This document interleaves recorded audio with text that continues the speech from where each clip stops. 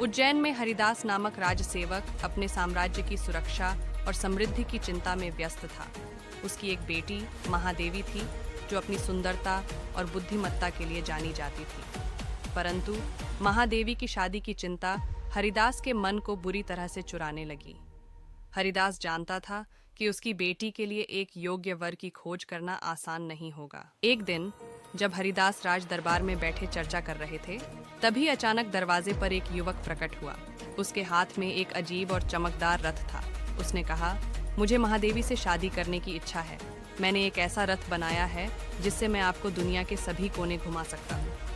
हरिदास ने पहले तो युवक की बात पर विश्वास नहीं किया, लेकिन युवक की आत्मविश्वास ने उसे आकर्षित किया। उसने कहा, अगर ऐसा है तो कल सुबह मुझसे अपने रथ के साथ मिलो। सुबह होते ही हरिदास युवक के साथ उस अद्भुत रथ में सवार हुआ। रथ ने अचानक गति पकड़ी और दोनों को एक चमकीली धुंध में ले गया। यात्रा के दौरान उन्होंने अद्भुत स्थान देखे, एक सुनहरी घाटी जहां पेड़ अपनी शाखाओं में जादुई फल लटकाए हुए थे और एक रहस्यमय झील जिसमें जलती हुई जड़ी बूटियां थीं। लेकिन अचानक रथ में एक अजीब सी हलचल हुई और वे एक अंधेरी गुफा के सामने रुके। युवक ने कहा, यहाँ कुछ छिपा हुआ है, हमें आगे बढ़ना होगा। जैसे ही उन्होंने गुफा में प्रवेश किया, उन्हें वहाँ एक पुराना ग्रंथ मिला। ग्रंथ में महादेवी की शक्ति और उसकी सुरक्षा के लिए एक रहस्य लिखा था। हरिदास और युवक को पता चला कि महादेवी का भाग्य एक भयानक राक्षस से जुड़ा हुआ है जो उसकी सुंदरता को चुराने की कोशिश कर रहा। जब वे वापस उज्जैन लौटे तो हरिदास ने महादेवी की मां और उसके भाई को इस रहस्य के बारे में बताया। महादेवी के भाई ने अपनी विद्या का उपयोग करके पता लगाया कि राक्षस ने महादेवी को अगवा कर लिया है। अब हरिदास और युवक ने मिलकर महादेवी को बचाने का निश्चय किया।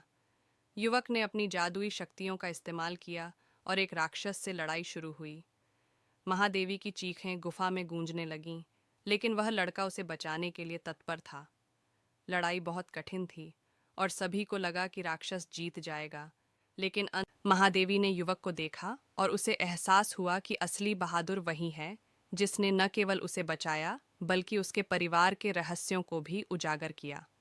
बेताल ने फिर से सवाल पूछा, राजन, क्या आप बता सकते हैं कि इस कहानी का असली रहस्य क्या है?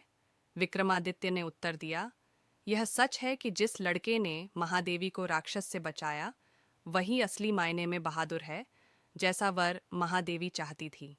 इतना कहकर बेताल अपने पेड़ की तरफ उड़ चला और उस रात उज्जैन की गूंजती कहानियों में एक नया रहस्य जुड़ गया